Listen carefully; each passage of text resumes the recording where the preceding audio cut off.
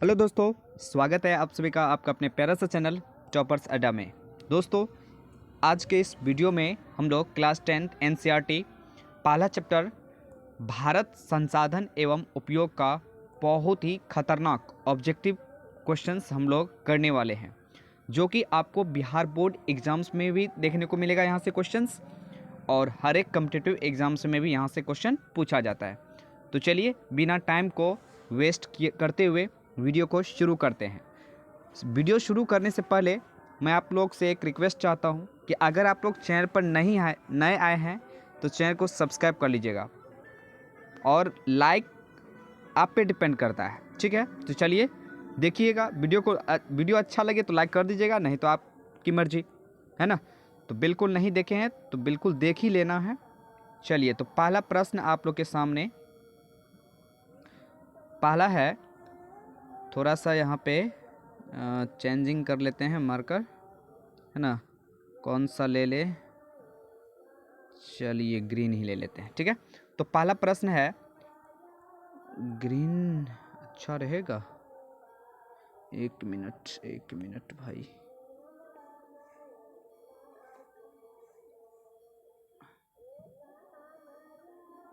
चलिए, तो पहला प्रश्न है, सौर ऊर्जा निम्नलिखित में से कौन सा संसाधन है, ठीक है। सौर ऊर्जा जो है ये कौन सा संसाधन है, तो मानवकृत संसाधन नहीं है, पुनः पूर्ति योग्य संसाधन है। तो इसका करेक्ट जवाब क्या होगा? ऑप्शन नंबर बी होगा करेक्ट जवाब, ठीक है। चलिए नेक्स्ट क्वेश्चन देख लीजिए।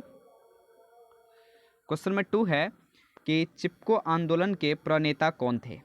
तो चिपको आंदोलन के प्रणेता कौन थे बताइएगा। तो इसका करेक्ट जवाब हो जाएगा सुंदरलाल बहुगुणा हो जाएगा। ऑप्शन नंबर सी होगा सही जवाब। चलिए अगला प्रश्न देख लीजिए। क्वेश्चन नंबर 3 है, सामुदायिक संसाधन कौन नहीं है, ठीक है। तो देखिए वैसे संसाधन जिस पर अधिकार किसी खास समुदाय का हो वो सामुदायिक संसाधन होता है। तो मंदिर पे समुदाय का होता है, मस्जिद भी सामुदायिक संसाधन है, सार्वजनिक पार्क भी सामुदायिक संसाधन है। तो इसमें करेक्ट जवाब हो जाएगा घर। घर जो है ये व्यक्तिगत संसाधन के अंतर्गत आ जाता है। नेक्स्ट क्वेश्चन, क्वेश्चन नंबर 4 बहुत ही महत्वपूर्ण है। कोयला किस प्रकार का संसाधन है। तो कोयला जो है ये एक अनवीकरणीय संसाधन है। कौन सा संसाधन है? अनवीकरणीय संसाधन है। उसके बाद है क्वेश्चन नंबर 5, नवीकरणीय संसाधन इनमें से कौन है। तो नवीकरणीय मतलब जिसे हम लोग पुनः उपयोग कर सकते हैं, ठीक है। ऑप्शन देख लीजिए, कोयला है, खनिज तेल है, पवन ऊर्जा है, प्राकृतिक गैस है। तो पवन ऊर्जा जो होता है ये नवीकरणीय ऊर्जा होता है। चलिए नेक्स्ट क्वेश्चन देख लीजिए, और ये क्वेश्चन बहुत ही महत्वपूर्ण है। डाकुओं की अर्थव्यवस्था का संबंध जो है ये किससे है। तो डाकुओं की अर्थव्यवस्था का संबंध है संसाधन के नियोजित दोहन से है। संसाधन के नियोजित दोहन से है। ऑप्शन नंबर बी होगा करेक्ट जवाब। चलिए क्वेश्चन नंबर 7, तृतीय पृथ्वी सम्मेलन कहाँ हुआ था। सबसे पहले याद रखिएगा, तृतीय पृथ्वी सम्मेलन जो होता है वो 2002 में होता है, और वो दक्षिण अफ्रीका के जोहान्सबर्ग में होता है। कहाँ होता है? जोहान्सबर्ग में होता है, याद रखेंगे। चलिए नेक्स्ट क्वेश्चन देख लीजिए। नर्मदा बचाओ अभियान किसने शुरू किया था। तो नर्मदा बचाओ अभियान जो है ये किसके द्वारा शुरू किया गया था। तो मेधा पाटेकर के द्वारा शुरू किया गया था। देखिए गांधी जी का एक कथन था कि संसाधन हमारे पास पेटी भरने के लिए बहुत कुछ है, लेकिन पेट भरने के लिए नहीं, ठीक है। तो ये कथन था।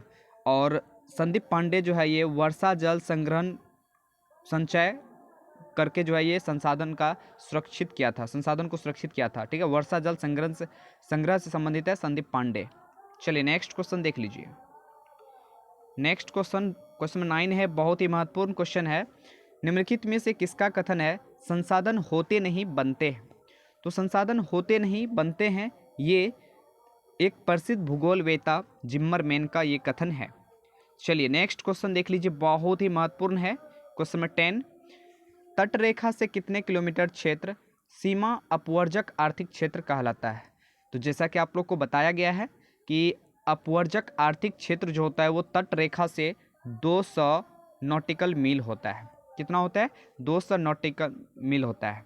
नेक्स्ट क्वेश्चन देख लीजिए, क्वेश्चन में 11 बहुत ही महत्वपूर्ण है ना। समुद्री क्षेत्र में राजनीतिक सीमा के कितनी क्षेत्र तक राष्ट्रीय संपदा निहित है? तो ये भी क्वेश्चन बताया गया ऑलरेडी, तो इसका करेक्ट जवाब हो जाएगा 12.2 किलोमीटर, सही जवाब हो जाएगा। नेक्स्ट क्वेश्चन देख लीजिए, क्वेश्चन में 12 है, निम्नलिखित प्राकृतिक संपदाओं में किसका भंडार सीमित है? तो इसमें से देख लीजिए किसका भंडार सीमित है, तो आपको जो है कोयला जो है ये सीमित मात्रा में मिलेगा, है ना, असीमित मात्रा में नहीं मिलेगा। ऑप्शन नंबर ए होगा करेक्ट जवाब, क्योंकि वो अनवीकरणीय संसाधन है। ठीक है। संसार का सबसे कीमती संसाधन कौन सा है? तो संसार का सबसे कीमती संसाधन जो होता है वो खनिज होता है। ठीक है, खनिज होता है, याद रखेंगे। चलिए अगला क्वेश्चन है, विश्व शिखर सम्मेलन कब होता है? तो देखिए स्वीडन की राजधानी स्टॉकहोम में, कहाँ पे? स्टॉकहोम में जो है 1972 5 जून 1972 को जो है पर्यावरण को सुरक्षित रखने के लिए एक सम्मेलन हुआ था, जिसे हम लोग विश्व शिखर सम्मेलन कहते हैं। इसलिए प्रत्येक वर्ष 5 जून को विश्व पर्यावरण दिवस मनाया जाता है। ऑप्शन नंबर बी के साथ बिल्कुल करेक्ट जवाब हो जाएगा। चलिए 15, द पॉपुलेशन बम नामक पुस्तक जो है कब प्रकाशित की गई थी? तो इसका करेक्ट जवाब हो जाएगा 1968 में प्रकाशित की गई थी। ठीक है। नेक्स्ट क्वेश्चन देख लीजिए, पंजाब किस प्रकार के संसाधन के मामले में गरीब है? तो पंजाब जो है ये खनिज के मामले में गरीब है, याद रखिएगा, बहुत ही महत्वपूर्ण है। चलिए नेक्स्ट क्वेश्चन देख लीजिए, ब्रुंटलैंड किस देश के प्रधानमंत्री रह चुकी है? तो देखिए ब्रुंटलैंड कमीशन आया था, ठीक है, और ये नॉर्वे की प्रधानमंत्री रह चुकी थी, पर्यावरण संबंधित ये बहुत काम किए थे। चलिए नेक्स्ट क्वेश्चन, बांधों में जल जो है किस संसाधन का वर्ग का उदाहरण है? तो बांध में जल को स्टोर करना संचित कोष संसाधन है। ऑप्शन नंबर बी के साथ बिल्कुल करेक्ट जवाब हो जाएगा। चलिए नेक्स्ट, स्वामित्व के आधार पे संसाधन को कितने प्रकार में बांटा गया है? तो स्वामित्व के आधार पे जो है संसाधन 4 प्रकार के होते हैं, व्यक्तिगत संसाधन, सामुदायिक संसाधन, राष्ट्रीय संसाधन, अंतर्राष्ट्रीय संसाधन। नेक्स्ट, संसाधन नियोजन के कितने स्तर होते हैं? तो संसाधन नियोजन के स्तर 3 होते हैं। कौन कौन? तो एक होता है राष्ट्रीय स्तर पे होता है, ठीक है, एक होता है प्रांतीय स्तर यानी राज्य स्तर या प्रादेशिक स्तर भी बोलते हैं इसको, एक होता है स्थानीय स्तर। ठीक है, ये 3 स्तर होते हैं, ये आपको याद रखना है।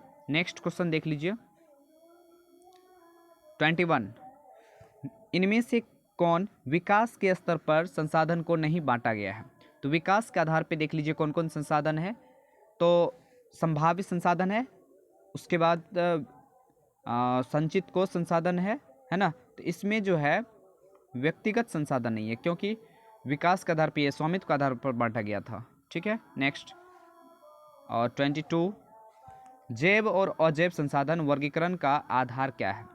तो जैव और अजैव जो है ये उत्पत्ति के आधार पर बांटा गया है। किसके आधार पे? उत्पत्ति के आधार पे। ठीक है। नेक्स्ट, इनमें से कौन प्राकृतिक संसाधन नहीं है? तो प्राकृतिक संसाधन जो है इसमें नगर नहीं है। ऑप्शन नंबर सी होगा करेक्ट जवाब।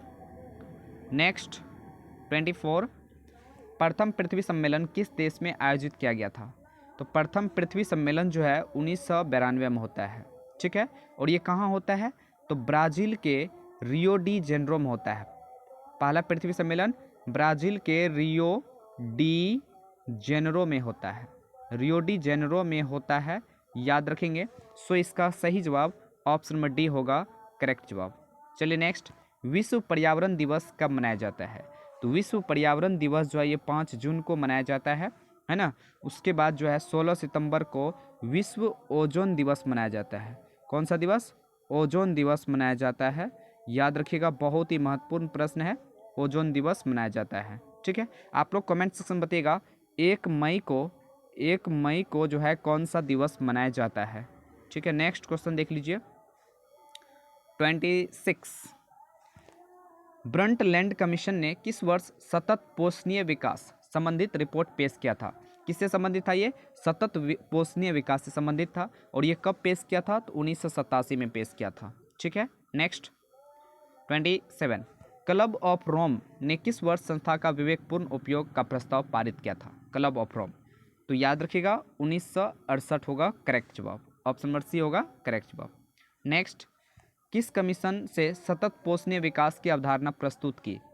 पिछले क्वेश्चन में हम लोग कर चुके हैं, सतत पोषणीय विकास, Brundtland commission. Option number c होगा करेक्ट जवाब। चलिए नेक्स्ट क्वेश्चन देख लीजिए। लौह अयस्क किस प्रकार के संसाधन में शामिल है? तो लौह अयस्क एक अनवीकरणीय संसाधन है। क्या है? अनवीकरणीय है। चलिए नेक्स्ट, ग्लोबल वार्मिंग जो है किस गैस से संबंधित है? तो देखिए ग्लोबल वार्मिंग जो होता है वो ग्रीन हाउस गैस से इफेक्ट होता है, ठीक है। और ग्रीन हाउस गैस में जो होता है मुख्य रूप से कार्बन डाइऑक्साइड मिलता है, ठीक है। तो याद रखिएगा ग्लोबल वार्मिंग CO2 से होता है। चलिए नेक्स्ट 31, ज्वारीय ऊर्जा किस प्रकार के संसाधन का वर्ग है? तो ज्वारीय जो है ये नवीकरणीय ऊर्जा है, ठीक है, ज्वारीय ऊर्जा। चलिए नेक्स्ट क्वेश्चन है, सार्वजनिक पार्क और पिकनिक जो होता है वो किस प्रकार का संसाधन है? तो ये एक सामुदायिक संसाधन है, ठीक है। ऑप्शन नंबर ए होगा करेक्ट जवाब। किस प्राकृतिक संसाधन का भंडार सीमित है? तो भंडार सीमित यानी अनवीकरणीय संसाधन जो भी होते हैं उसका भंडार सीमित होता है, ठीक है।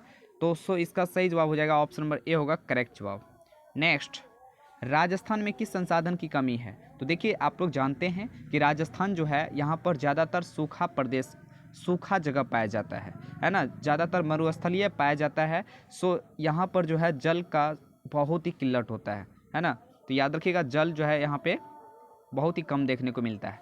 मछलियों के अस्तित्व को खतरे में कौन डाल सकता है? तो देखिए मछली को जो है हानि पहुंचता है, कैसा जल से? तो दूषित जल से, है ना। दूषित जल मछली को हानि पहुंचाता है, याद रखेंगे। चलिए नेक्स्ट क्वेश्चन, और ये क्वेश्चन बहुत ही महत्वपूर्ण है। स्मॉल इज ब्यूटीफुल नामक पुस्तक के लेखक कौन है? तो इसका करेक्ट जवाब हो जाएगा सुमशेर। कौन हो जाएगा? सुमेसर।